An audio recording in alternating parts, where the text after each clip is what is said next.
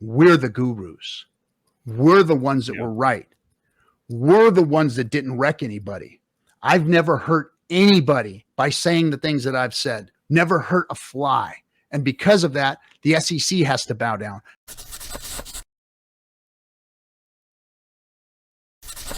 Well, that leads me into something that we were going to get to anyway, actually. So you've spoken before about like when you first were getting into Hex, like when you were watching old Richard Hart streams and stuff like that. I think it was when you were on with Axis last week or a few days ago, I think, right? Yeah. I think when you were on with him, you were saying that in the early days, I mean, hey, you're in crypto like us. I mean, we're all kind of skeptics with everything. So, but you were skeptical kind of some of the things that Richard was saying. And Axis, I think, asked you, like, when did you start, like, you know, not believing everything that RH says or knowing that he was such a trustworthy guy? But you said when he started to be right about every single thing that he said, as you were seeing that time after time. So you have that experience, and many people within this community, you know, even if you're not an OG, I mean, the streams are there of Richard to watch, 3 hours long, longer than that for the last few years. When do you think that effect of people, you know, you've got these dum-dums out there that are like the Bitcoin maxis or people that just aren't interested in Hex or anything, that just get one whiff of Richard and think that he's a scammer, look how he dresses, blah, blah, blah. Mm-hmm. But when do you think that Metcalfe's law of people discovering Hex, discovering Pulse Chain, all these things and getting into them, maybe by seeing those Richard Hart streams, when does that really start to blossom? I mean, is it a gradual thing, you know, from this coming cycle to the next cycle? Is it just Hex? Is it just Pulse Chain? Is it Pulse X? Is it everything? You know, how do people get exposure to like those things he was talking about? And because no one else out here is really doing real crypto like Richard Hart is. You know, that's something that I think a lot of people discover when they get into this space and they think they got it and they get into this and they into that and see all these things failing each, you know, cycle. They don't realize that like this is the only true DeFi. So when do you think that really takes effect and totally blows up?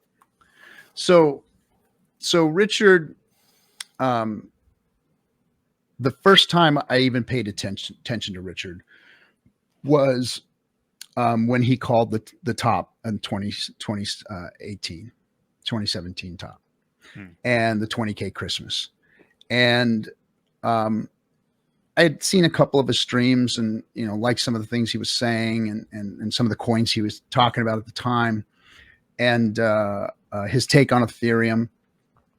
And when he called the top, I was angry, you know, because it was the top. You know, the next day we saw it dump. And I was like, oh, that freaking clown, man, dude with the top hat. And that only lasted about a 24-hour period, because then I realized it's like, dude, that guy called the fucking top, man. Like, he's either the one who made the top and sold the top, or he just knows his shit. So that's when I had my second, like, head pop out of my ass moment in crypto. The first time was when I read the Satoshi white paper, because I had blown off crypto in 2009, 2010, when it first launched and all that. I was like, no, I was in the gaming industry and people were trying to sell us in-game cryptos. And then finally, when I saw a wallet that had a little Bitcoin in it, all of a sudden turned into a massive amount of value, I was like, oh shit, there's something to this. And I read the Satoshi white paper, and then my head popped out and was like, oh, wait a second. This is going to be something that can fix finance. And I saw the looming problems, 2007 had already created, hell of a lot of problems for me during the housing crisis, and lost my job, almost lost my house. I lived through that crap, when they had all the wire loans and they screwed up our banking system. And then we paid $7 trillion to bail them sons of bitches out. But all of my neighbors were out on the street. My son was 2 doors down crying in the driveway because his little buddy, his family was so embarrassed that they lost their house. So they just up and split in the middle of the night, and I mean, that was devastating what happened and what those banks did to us. And so when I read that white paper, man, it just fucking hit me. It was like, boom, this is the thing that you can get behind something like this. Let's get into this, and so Richard was that guy that was speaking truth to power. When I heard him, when he finally started, I went and looked at his old streams. I'm like, and this guy's trying to put self-help shit out there, telling people not to gamble. And that was me, you know, because I was a guy who had run and gun for many years and ruined a lot of lives of my own and did a lot of things that got me into a lot of trouble. But I turned it around and I was the self-help guy, and I was reading the books, and I was doing all the things right for my family and all that kind of stuff. So I took to what he was saying. I'm like, this guy's a real dude. You know, this guy's really down. He's not a scammer like all the crap that I saw since 2014 to 2018. I saw nothing but scams. I mean, all my buddies that were in crypto, that were making their own cryptos, that were doing the cloud mining bullshit, the big connects and the bit clubs and all that stuff. I was mixed up in all that, seeing it happen, and I was disillusioned. It's like, this is way off from Satoshi's vision, man. And Richard was the guy that was speaking differently. And so that's what made me, you know, want to listen to what he was doing. And I saw what Richard did as he launched and the things that he was saying, you know, and it's like, gosh, is this guy right all the time? I mean, he was right about that Bitcoin top, but man, dude, you're saying some crazy shit right now, you know, about Bitcoin. And, you know, like what I just regurgitated about the bugs, you know, I had to go and do the research. It's like, okay, he just said Bitcoin had bugs. And I'm like, well, fuck, I didn't know that happened. You know, holy shit, they hid that from me. I didn't see that on the news. And I had to literally go in and dig on these things that Richard was saying, you know, and then Hart's Law. He was talking about Hart's Law, and we're like, man, is this really liquidity, low liquidity? And sure as shit, it's like, God damn, he's right on that too, man. And this guy is really educating us. So after a while, and I was doubtful at first, because when we first all got into Hex, you know, there was a lot of FUD, man. There was a lot of FUD. There was a lot of community members that would like get other community members together and say, dude, Richard's a fool, man. Let's go and do it better. You know, and there was people literally making Hex copies like during the adoption amplifier. Yeah. You know, when we hadn't even launched yet. And I'm like, whoa, man, maybe there is going to be a new boom and Richard's going to get run over on this thing. And me and Hexo would have to like call each other and reassure each other at nights, like, dude, is Richard going to get, you know, this thing shut down? And, you know, and then Tone Bays and all the bigs were like coming after him, like left and right. And Richard was slaying them. But, you know, Richard was Richard. He was a master debater, you know, and so we were doubtful too at first, but it was like one after another, he slayed them. All the giants, all the heroes laid there floating down the river, just wrecked. And he was our champion at that point. You know, he was our champion. And so on top of being the champion and speaking truth to power, he was also educating us in what real crypto is supposed to look like and what real custody was supposed to look like. And, you know, I never thought of, you know, losing my coins by giving them to an exchange. I knew that if it was a scam exchange, yeah, I was going to lose them because I had buddies that had scam exchanges that took my money, you know, and then it's like, but not the bigs, not the G's and the B's, and these guys are not going to scam us, you know, and the C's, you know, they're not going to scam us. But Richard was like, no, not your keys, not your coins. And we had heard that before, but that wasn't really a concept that was utilized, because even though some of those Bitcoiners were saying that, they all had their shit on exchanges. Mm-hmm. So, and then as the exchanges started to belly up, when Three Arrows, the first ones, and they were even involved in Hex at the time.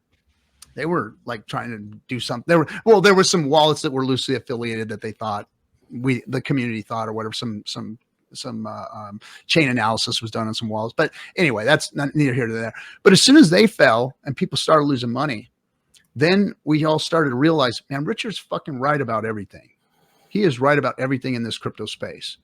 And, you know, and then he started to, you know, get funky and funny and goofy with things and his outrage marketing days. And I think that was to our benefit. Why? Because had he been the Vitalik or the Mashinsky or the Hoskinson or whatever, see, Richard was never going to be accepted because he built something better than Bitcoin. Mm-hmm. He was never going to be accepted. True. So he knew better than to be quiet, silent, and lay back. See, so this is what people, I don't think, talk about enough or understand. Had he been a small founder that we wanted, some people wanted. You know, some people just loved his outrage marketing just because it flew in the face of everything and it was just cool or whatever. That's the wrong reason of why it worked. What Richard did was he created relevancy. He grew his Twitter following to 300 and something K with that outrage marketing. He kept relevant. They kept talking about him. So he didn't just fade off into obscurity. We got more attention because of all of that.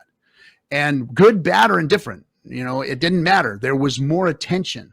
So him doing that really kept us relevant when we could have been irrelevant and just brushed off to the side. And now that we've been forged, the community organically sprung up from this, the strongest, baddest ass community in all of crypto. We may not be the biggest, we may not be the most polished, but we're the smartest. We are the smartest, and we right. are the loudest, and ain't nobody can fuck with us because we went through the fires of hell through crypto and we came out on the other end of it. I'm the last guy that should be the guy out there speaking to folks about crypto. But because of the products that Richard built and the foundation that he gave us, we're the gurus. We're the ones that were right. We're the ones that didn't wreck anybody. I've never hurt anybody by saying the things that I've said, by speaking the teachings of what Richard has taught us in crypto. Never hurt a fly. And because of that, the SEC has to bow down. Because of that, they have to try and make us irrelevant. All the maxis, the Bitcoin maxis, have to make us irrelevant. That's what they're trying to do. But you know what? We persevered. We made movies. We've got more streamers. We've got better memers. We've got meme communities. The Tang Gang is out there wrecking, destroying, and memeing the crap out of anybody that even tries to FUD us. It's over for crypto. Now it's just about them catching up. We won. We took the hill and we won. And they just have to figure it out now. They're just going to have to come to the reality that they've lost. I think that is an amazing point. Like, it is insane that RH can go away, basically, you know, because that's what we've seen since like almost a year ago now, probably like December-ish of 2022 is when he's really, you know, kind of not been around. And for all of these channels, I mean, we already had a whole bunch of streamers, but like these channels to just come up in the bear market and all these different people just taking the reins on their own without him doing hardly anything. Now, hey, the guy released Pulse Chain in May, but I mean, as far as these 3-hour huge streams and him doing his teachings and things like that, everybody's just picking up for him. Sami always talks about like 148 streamers. I'm sure there's actually probably even more than that. Ewok, do you have any thoughts on any of that? Well, yeah. On top of that, we got the NASCAR, we've got fighters, we've got football players, soccer teams. Just we are everywhere, and we made a fucking movie. Yeah, how about what other crypto community has done that? It's crazy. I mean, the only Bitcoin one I'm aware of is that the Rise and Rise of Bitcoin, which is just on YouTube somewhere. Which I do, I do like that documentary. It's good, but nothing like a feature film like that.